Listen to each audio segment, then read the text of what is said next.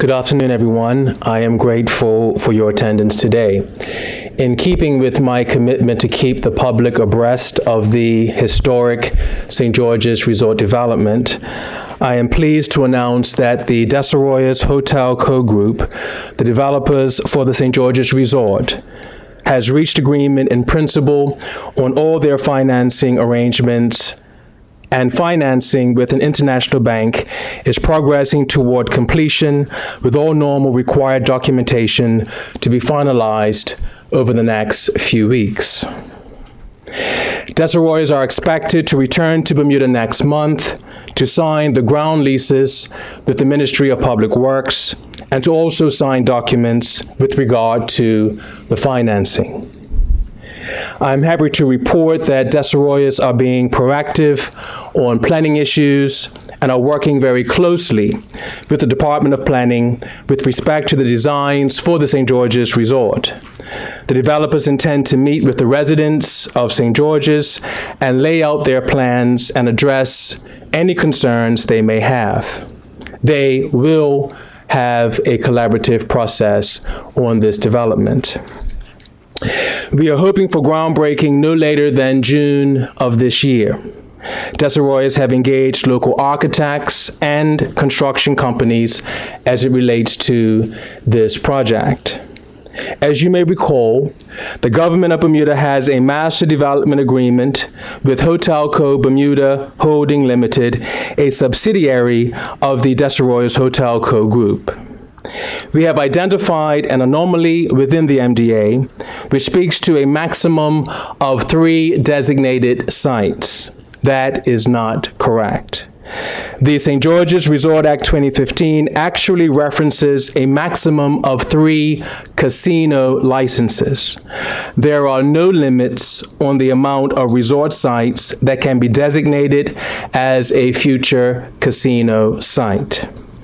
Obviously, this will depend on how many applications we receive and if the applicant meets the relevant criteria. Depending on the number and quality of applications, there can be more than 3 designated sites. I think that it is important to have this clarified, and as a result, a small but important change will be made in the MDA to appropriately reflect the intentions of the Act. So I wanted to make sure that it was clear that as it relates to the designation of sites, that there can be multiple designated sites, but as it relates to the casino licenses, as stated in the Act very clearly, it is limited to a maximum of 3. And there seemed to have been a slight misunderstanding, and in the MDA, it states to a maximum of 3 designated sites. And I thought it prudent to clarify that today. Thank you. I don't know if anyone has any questions on. Sorry, I'm confused. Okay, and I'm not surprised. The NDA that you refer to relating to the Hotel Co. agreement. Yes. Mentions licensing for gambling commission. Yeah, in the MDA, there is a clause that talks about casinos. And the government made an undertaking that we will, as I've stated many times, that we was going to designate St. George's as a designated site so that they will have an opportunity, once they apply to be a designated site, they can then seek an application for a casino license. And any other qualifying property on the island can apply to be a designated site. In that same clause, there's reference to the fact that there will only be 3 designated sites. And I think that there was a misunderstanding in relation to the fact that there will only be 3 casino licenses. And so that's not correct because it is incongruent with the Act. The Act states 3 casino licenses, that's going to be the maximum. But depending on the amount of applications we received, it is very possible that we will designate more than 3 sites. So there will be more than 3 sites on the island that can potentially apply for a casino license. Because when I asked you a question some time ago, will they be applying for a casino license? you said yes. We have every expectation that they will be applying for a casino license. We created a two-tier process. The first tier is that they have to apply to be designated as a site, and that there will be a vetting period, a vetting process in relation to that application. So the Gaming Commission will have an opportunity to ascertain who is going to be on the site, what operator they intend to have there, and if the Gaming Commission is happy with that, they will designate the site, and then at a further opportunity, they can apply officially for a casino license. There's no guarantee. There's no guarantee if you get designated as a site that you will also get a casino license down the road. Yes. Is that the only issue that's come up as a blip or any kind of? That's what yes, and going through the documents, we saw that anomaly, and the fact that it was incongruent with the act. We felt it prudent to have that addressed immediately. It will, the actual MDA will be amended accordingly. And so in part of this update on the very good news that this project is moving ahead and progressing very positively, I wanted to also clarify that point. Does the St. George's Hotel golf course still exist? It's still part of the plan? Absolutely, absolutely. And again, if I can reiterate that the hotel and the golf course will be developed first. So we'll be opening up the hotel, we will be operating the golf course before any villas or any other residences are constructed. Thank you, sir. Any other questions? Minister, if things come to fruition and you break ground in June, do you have any ballpark figures on when you hope to see doors open? I believe that my recommendation, I was told approximately 3 years it would take to develop. And again, as I said in the press statement, they have already engaged local architects. I've seen conceptual plans so far. They're working on specific designs right now, working very closely with the Department of Planning to make sure that they don't submit plans and they don't find out there's an issue. So as they have been going along, they've been working contemporaneously with the Department of Planning. It's been going very well to prevent any planning issues down the road. They will again have consultation with individuals in the community because people always have questions around major developments like this, and they're going to be more than willing to address those questions and consult with them so that people feel comfortable about what they plan to do there.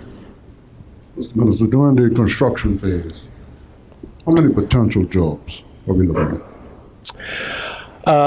You're making me go back in my mind, though. My recollection is around, I think, 250 construction jobs.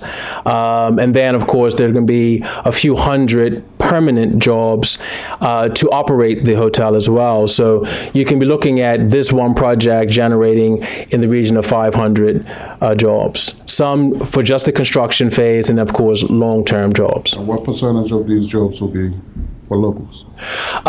As we've said before, the MDA actually speaks to this, that they will give priority to locals. Obviously, a very delicate and these types of projects require a certain expertise, so they will have to have that expertise on the project, but certainly they have committed to giving Bermudians priority as it relates to construction jobs as well as operational jobs.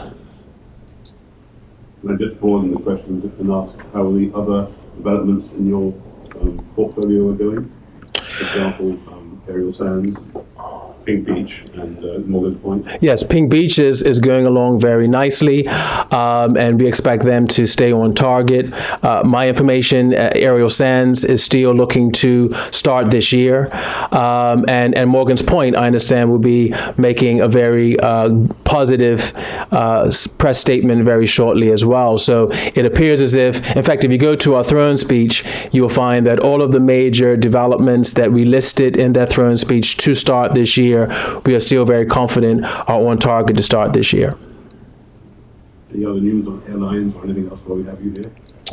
Sure. You will be hearing some more about new routes to Bermuda in the next few weeks. We're expecting a new airline, well, not a new airline, but a new route to start next month coming to Bermuda from one of our major gateways. The Premier and I will be having meetings next week with one of our airline partners to see if we can get year-round service of one of our underserved gateways. So airlift remains a priority for the government. We understand that in order for us to grow tourism, we have to have sufficient airlift to the island. Are we in a happier state at the moment? Are we as good as we were this time last year? We are better. And you will find, I don't have the exact percentages, but the BTA have put out percentages that in terms of airlift, the first quarter of this year is significantly higher in terms of the capacity coming to the island. And you will see that throughout the entire year that we will be getting more airlift this year as compared to last year. The record profits being announced by the airlines.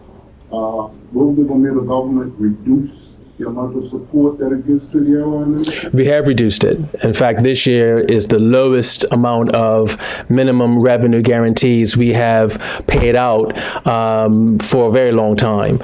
So that's a good thing, because with the lower fuel as well as other adjustments, mergers and the like, the airlines have made significant profits. What we want to do in terms of that impacting on the actual fares, you have to get competitive airlines in the jurisdiction. We saw that very successful in Canada, and so we're still looking to get an airline coming out of the UK to try and put some competition there. But yes, the airlines have done quite well, and as a result, we have not had to pay out as much as we normally do. Can we look forward to an elimination?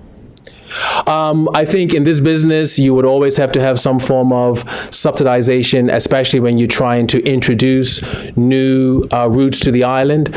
So I certainly wouldn't say an elimination of that. MRGs are part of doing business in a tourist destination, but the finance minister is very happy that we've been able to reduce that amount.